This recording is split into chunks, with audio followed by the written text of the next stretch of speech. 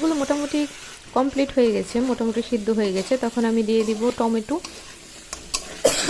তারপর নেড়ে চেড়ে আবার কিছুক্ষণ টমেটোগুলো সিদ্ধ করে নিব।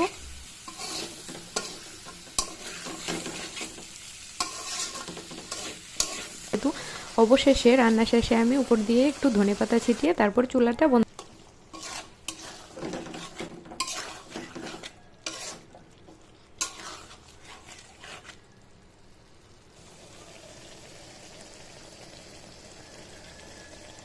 এই তো রান্না শেষে আমার চিকেন চাপের এরকম একটা লুক আসছে। অনেক লোভনীয় হয়েছিল দেখতে, আর খেতেও অসাধারণ হয়েছিল মাশাল্লাহ। নানের রুটিটা বানিয়ে নিব। তো একটা নান রুটি বেলার পরে তারপর আমি উপর দিয়ে কিছু রসুন কুচি ছিটিয়ে দিয়েছি এবং এখন কিছু ধনেপাতা কুচি ছিটিয়ে দিব। আর রসুন কুচিটা দেওয়ার পরে একটু বেলে নিতে হবে, তা না হলে রসুন কুচি ভাজার সময় পড়ে যাবে উঠে। তো রসুন কুচি দেওয়ার পরে একটা বেলা দিয়ে আমি আবার উপরে ধনেপাতা কুচি দিয়ে